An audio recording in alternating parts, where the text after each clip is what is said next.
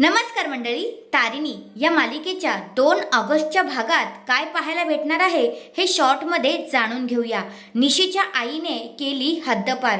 चला तर मग पाहूया काय पाहायला भेटणार आहे 2 ऑगस्टच्या भागात। आता इकडे जी युवराजची आई ती खूपच खुश झालेली असते, कारण खूप दिवसांनंतर तिचा मुलगा पुन्हा घरी आलेला असतो।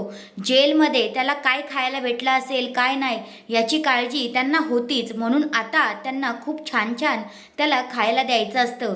पण हो, स्वतःच्या हाताने बनवून नाही तर तारिणीला कामाला लावून। आता तारिणीकडे त्या जेवणाची लिस्ट देतात आणि तारिणीला म्हणतात, तारिणी हे घे आणि जे काही आहे ना हे लिहिलंय ते सगळं काही तू बनवून द्यायचं। माझा युवराज खूप दिवसातून आलाय आणि त्याला हे सगळं काही बनवून तू दे। असं बोलल्यानंतर आपली तारिणी मुकाट्याने मान हलवते आणि होकार देते।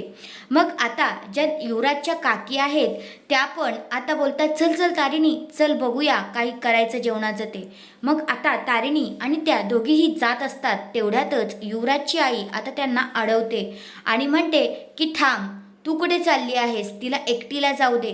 युवराजच्या विरोधात जेव्हा स्टेटमेंट द्यायची वेळ आली तेव्हा बरं पुढं करून एकटीने स्टेटमेंट दिली होती ना, आता जेवणसुद्धा ती एकटीच बनवणार असं आता इकडे युवराजची आई बोलते।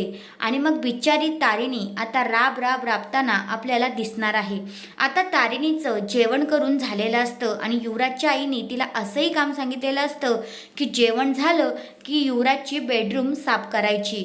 मग आता तारिणी बेडरूम साफ करायला गेलेली असते। तेवढ्यातच आता तिथे निशीची आई येते आणि म्हणते, तू इथे काय करतेयस?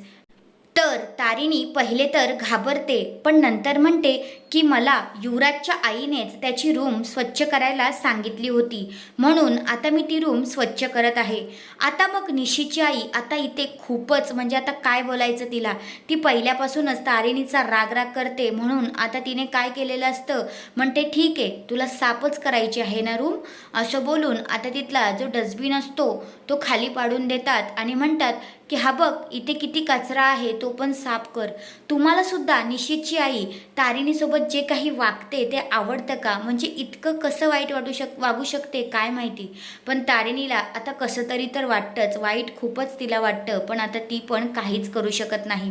दुसऱ्या बाजूला आता युवराजच्या आईने त्याच्यासाठी जेवायला आणलेलं असतं आणि मग युवराजला आता प्रश्न पडलेला असतो की मला एक कळत नाही, माझी सुटका नक्की झाली तरी कशी, मी कसा काय इथनं सुटलो?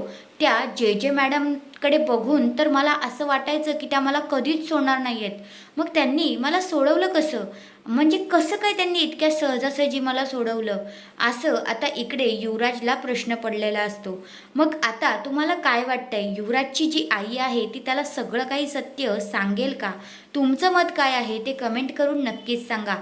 आणि हो, हा जो आत्ता रिव्ह्यू सांगितला तो कालच्या 1 ऑगस्टच्या भागाचा पुढील भागाचा रिव्ह्यू आहे।